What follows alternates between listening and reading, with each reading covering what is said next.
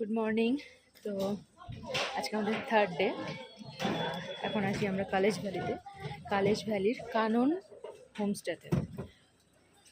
হোমস্টেটা কালকে দুপুরে এসেছি, কিন্তু দুপুর থেকেই এতটা ওয়েদার বাজে ছিল, তখন ভালো করে বুঝতে পারছিলাম না। তো এখন কিছুটা মেঘ কেটেছে আর ভালোও লাগছে এখন ওয়েদারটা দেখতে। আর আমরা কিন্তু এখন রেডি হয়ে গেছি, বেরিয়ে যাবো। আমাদের ব্রেকফাস্টও হয়ে গেছে। এখানকার সবার বিহেভিয়ার কিন্তু আমাদের খুবই ভালো লেগেছে, খুবই ফ্যামিলিয়ার। আর এই হোমস্টেটাতে আমরা ফার্স্ট টাইম আসলাম, আমাদের তো খুবই ভালো লেগেছে। তোমরাও চাইলে কিন্তু আসতে পারো, তোমাদেরকে একবার হোমস্টেটা পুরোটা ঘুরে দেখাচ্ছি। এইদিকে রয়েছে 4টে রুম, আর এই রুমটাতে আমরা রয়েছি। ওপরে দেখো আজকে আবার ঢালাইয়ের কাজ হচ্ছে। ওপরেও 2টো হোমস্টে রয়েছে, এইটা ডাইনিং রুম। এদিকেও 3টে হোমস্টে রয়েছে, যেগুলো সিঙ্গেল বেডের। আর আজকে বাইরের লোকেশনটা কিন্তু খুব ভালো বোঝা যাচ্ছে।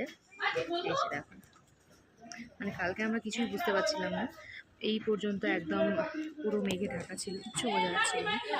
রাস্তার ওপর থেকে আর কিছু দেখাই যাচ্ছিল না, বাট এখন তাও দেখা যাচ্ছে, বেশ ভালো লাগছে। আর চারিদিকেই কিন্তু খুবই গাছ লাগানো রয়েছে। ওদিকটাতে, এই পুরোটাতে রয়েছে পুরো সবজি বাগান। কালকে রাতে আমরা দেখেছি, এখন আর যাচ্ছি না, ওপর কাজ চলছে, জল আসছে ছিটিয়ে। আর এই রুমগুলো কিন্তু খুব সুন্দর।